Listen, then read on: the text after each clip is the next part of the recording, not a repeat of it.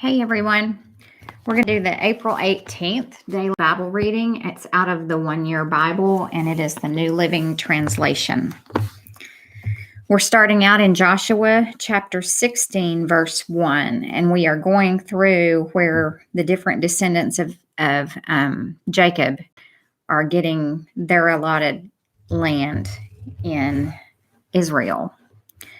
And so there's a lot of names in this. And I just plow my way through it. And I hope I'm not butchering them too bad, but I kind of know that I am. So Joshua chapter 16, verse 1. The allotment for the descendants of Joseph extended from the Jordan River near Jericho, east of the springs of Jericho, through the wilderness and into the hill country of Bethel. From Bethel, that is Luz, it ran over to Adaroth, in the territory of the Arkites.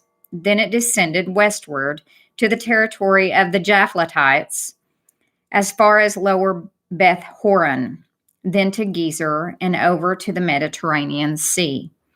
This was the homeland allocated to the families of Joseph's sons, Manasseh and Ephraim. The following territory was given to the clans of the tribe of Ephraim. The boundary of their homeland began at Adaroth, Adair, in the east. From there it ran to Upper Beth Horon, then on to the Mediterranean Sea. From Michmethath on the north, the boundary curved eastward past Tanath Shiloh to the east of Genoa. From Genoa, it turned southward to Adaroth and Nera, touched Jericho, and ended at the Jordan River. From Tappuah, the boundary extended westward, following the Kana ravine to the Mediterranean Sea. This is the homeland allocated to the clans of the tribe of Ephraim. In addition, some towns with their surrounding villages in the territory allocated to the half-tribe of Manasseh were set aside for the tribe of Ephraim. They did not drive the Canaanites out of Gezer, however, so the people of Gezer live as slaves among the people of Ephraim to this day. The next allotment of land was given to the half-tribe of Manasseh, the descendants of Joseph's older son. Machir, the firstborn son of Manasseh, was the father of Gilead. Because his descendants were experienced soldiers, the regions of Gilead and Bashan on the east side of the Jordan had already been given to them. So the allotment on the west side of the Jordan was for the remaining families within the clans of the tribe of Manasseh: Abiezer, Helek, Asriel, Shechem, Hepher, and Shemitah. These clans represent the male descendants of Manasseh, son of Joseph. However, Zelophehad, a descendant of Hepher, son of Gilead, son of Machir, son of Manasseh, had no sons. He had only daughters, whose names were Mahlah, Noah, Hoglah, Milcah, and Tirzah. These women came to Eleazar the priest, Joshua son of Nun, and the Israelite leaders, and said, "The Lord commanded Moses to give us a grant of land along with the men of our tribe."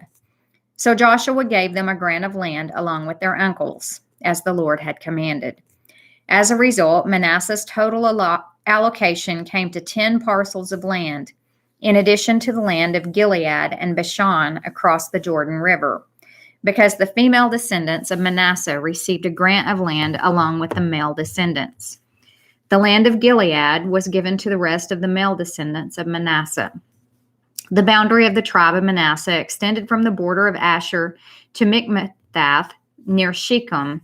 Then the boundary went south from Michmethath to the settlement near the spring of Tappuah. The land surrounding Tappuah belonged to Manasseh, but the town of Tappuah itself, on the border of Manasseh's territory, belonged to the tribe of Ephraim. From the spring of Tappuah, the boundary of Manasseh followed the Kana ravine to the Mediterranean Sea. Several towns south of the ravine were inside Manasseh's territory, but they actually belonged to the tribe of Ephraim. In general, however, the land south of the ravine belonged to Ephraim, and the land north of the ravine belonged to Manasseh. Manasseh's boundary ran along the northern side of the ravine and ended at the Mediterranean Sea. North of Manasseh was the territory of Asher, and to the east was the territory of Issachar. The following towns within the territory of Issachar and Asher, however, were given to Manasseh: Beth-shan, Ibleam, Dor, that is Naphoth Dor, Endor, Tanakh, and Megiddo, each with their surrounding settlements. But the descendants of Manasseh were unable to occupy these towns because the Canaanites were determined to stay in that region.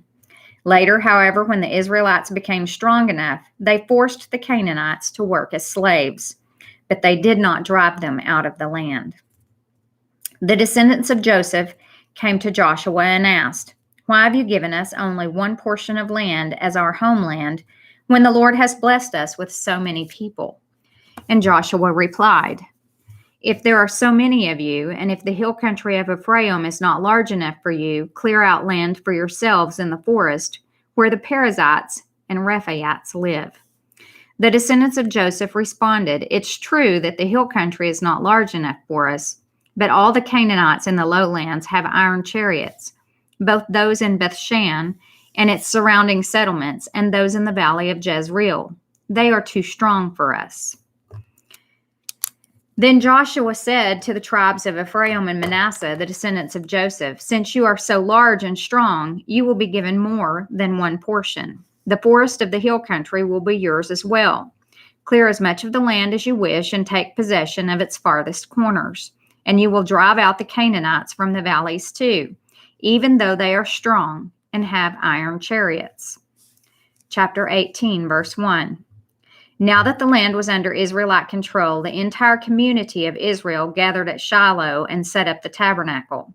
But there remained 7 tribes who had not yet been allotted their grants of land. Then Joshua asked them, "How long are you going to wait before taking possession of the remaining land the Lord, the God of your ancestors, has given you? Select 3 men from each tribe, and I will send them out to explore the land and map it out. They will then return to me with a written report of their proposed divisions of their new homeland. Let them divide the land into 7 sections, excluding Judah's territory in the south and Joseph's territory in the north. And when you record the 7 divisions of the land and bring them to me, I will cast sacred lots in the presence of the Lord our God to assign land to each tribe. The Levites, however, will not receive any allotment of land. Their role as priest of the Lord is their allotment, and the tribes of Gad, Reuben, and the half-tribe of Manasseh won't receive any more land, for they have already received their grant of land, which Moses, the servant of the Lord, gave them on the east side of the Jordan River." As the men started on their way to map out the land, Joshua commanded them, "Go and explore the land and write a description of it. Then return to me, and I will assign the land to the tribes by casting lots, here in the presence of the Lord at Shiloh." The men did as they were told and mapped the entire territory into 7 sections, listing the towns in each section.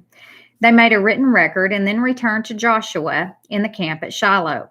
And there at Shiloh, Joshua cast sacred lots in the presence of the Lord to determine which tribe should have each section. The first allotment of land went to the clans of the tribe of Benjamin. It lay between the territory assigned to the tribes of Judah and Joseph. The northern boundary of Benjamin's land began at the Jordan River, went north of the slope of Jericho, then west through the hill country and the wilderness of Beth-aven. From there, the boundary went south to Luz, that is Bethel, and proceeded down to Ataroth-Adar on the hill that lies south of the lower Beth-horon. The boundary then made a turn and swung south along the western edge of the hill facing Beth-horon, ending at the village of Kiriath-Baal, that is Kiriath-Jearim, a town belonging to the tribe of Judah. This was the western boundary. The southern boundary began at the outskirts of Kiriath-Jearim.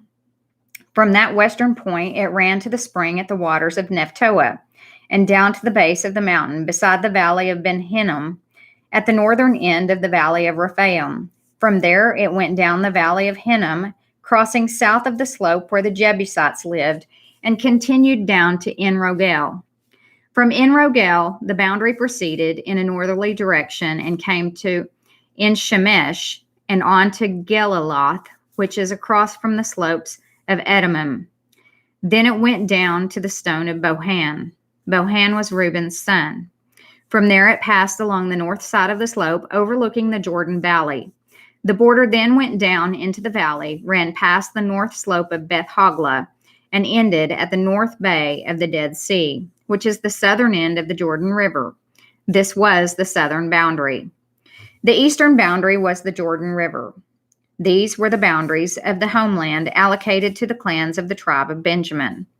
These were the towns given to the clans of the tribe of Benjamin: Jericho, Beth Hogla, Emek Keziz, Beth Araba, Zemaraim, Bethel, Avim, Para, Ophrah, Kephar Ammoni, Ophni, and Geba, 12 towns with their surrounding villages. Also Gibeon, Ramah, Beeroth, Mizpah, Kephirah, Mozah, Rekem, Irpeel, Teralah, Zelah, Haaleph, the Jebusite town, that is Jerusalem, Gibeah, and Kiriath Jearim, 14 towns with their surrounding villages. This was the homeland allocated to the clans of the tribe of Benjamin. Now we go to Luke chapter 19, verses 1 through 27. Jesus entered Jericho and made his way through the town. There was a man there named Zacchaeus. He was the chief tax collector in the region, and he had become very rich. He tried over the crowd, so he ran ahead and climbed a sycamore fig tree beside the road, for Jesus was going to pass that way. When Jesus came by, he looked up at Zacchaeus and called him by name. "Zacchaeus," he said, "quick, come down. I must be a guest in your home today." That makes me want to break out in song. Zacchaeus quickly climbed down and took Jesus to his house in great excitement and joy. But the people were displeased. "He has gone to be the guest of a notorious sinner," they grumbled. Meanwhile, Zacchaeus stood before the Lord and said, "I will give half my wealth to the poor, Lord, and if I have cheated people on their taxes, I will give them back 4 times as much." Jesus responded, "Salvation has come to this home today, for this man has shown himself to be a true son of Abraham. For the Son of Man came to seek and save those who are lost." The crowd was listening to everything Jesus said, and because he was nearing Jerusalem, he told them a story to correct the impression that the kingdom of God would begin right away. He said a nobleman was called away to a distant empire to be crowned king and then return.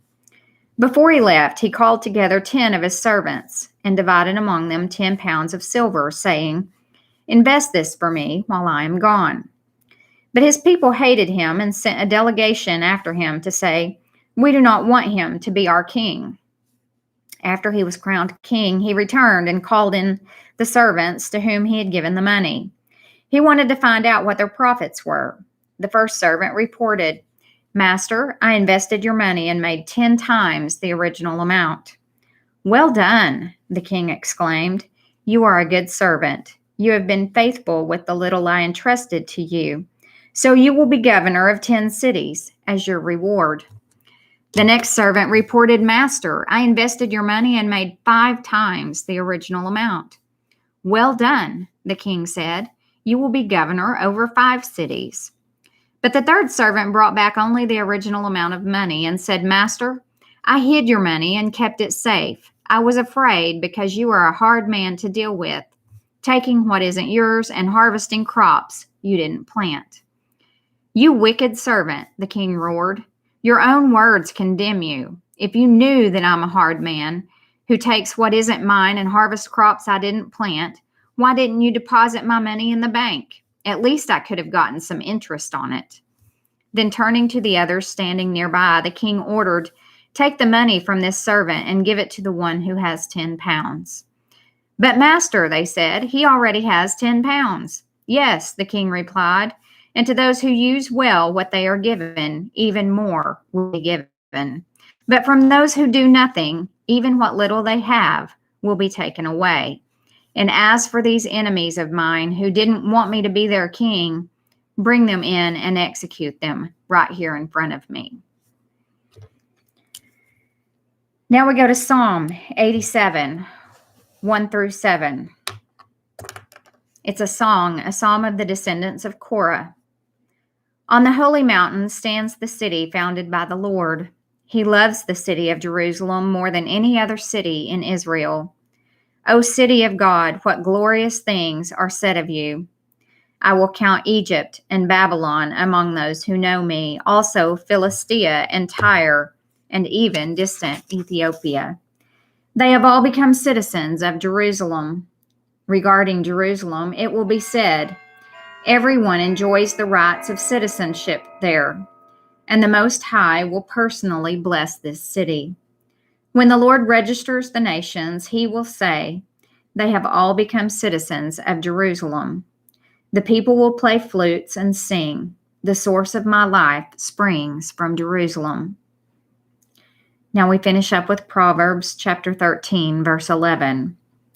Wealth from get-rich-quick schemes quickly disappears.